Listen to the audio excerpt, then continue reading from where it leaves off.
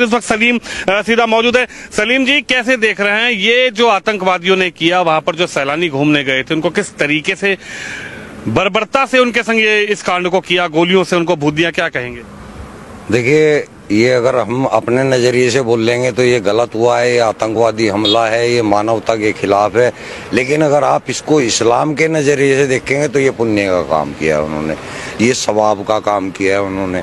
ये कुरान के स्क्रिप्चर सूरह तौबा की जो 5 आयत है उसके अंदर सेम टू सेम यही प्रक्रिया लिखी है कि काफिरों को जहां पाओ वहां देखो, उनको मारो, घात लगा करके उनको मारो। इन्होंने भी तो वही किया, घात लगा के मारा, बाकायदा उसकी रेकी हुई है। घात क्या इस्लाम में ही लिखा है, कुरान में ही लिखा है किस तरीके से निहत्थे लोगों को इस तरीके से देश के वासियों को भून दिया जाए, उनको मार दिया जाए? आइए, मैंने कुरान की तो आपको आयत बताई है, जो सूरह तौबा है, कुरान की 9वीं सूरह है और उसकी 5वीं आयत है।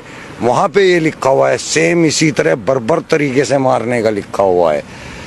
सेम ये लिखा हुआ है कि उनको मारो, जब तक मारो जब तक कि वो ला इलाहा इल्लल्लाह कलमा ना पढ़ ले या जजिया देना कबूल ना कर ले, तब तक मारो। यानी कि पूरे हिंदुस्तान के हिंदुओं का यही हसर होना है इस्लाम के अनुसार। इस्लाम के अंदर अल तकिया नाम की चीज होती है, आपने सुना होगा अल तकिया। अल तकिया वो चीज है जब इस्लाम के अंदर हमें कोई ऐसा काम करना होता है जो कि सामने लोगों को नाजायज दिख रहा है, तो आपको वहां लोगों को तो नाजायज बताना है लेकिन काम वो सवाब का करना है आपको। इसको बोला जाता है अल तकिया।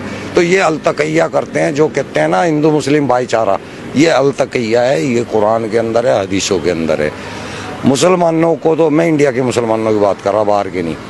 मुसलमान इंडिया का जो है वो अनपढ़ है, उसको कुरान के बारे में कोई नॉलेज नहीं है। इसलिए अगर वो भाईचारे की बात कर रहा है तो वो ठीक कर रहा है, लेकिन वो इस्लाम के अनुसार गलत कर रहा है। इस्लाम के अंदर कोई भाईचारा इस टाइप का नहीं है। इस्लाम के अंदर केवल मुस्लिम मुस्लिम भाईचारा है, हिंदू मुस्लिम भाईचारा कोई नहीं है।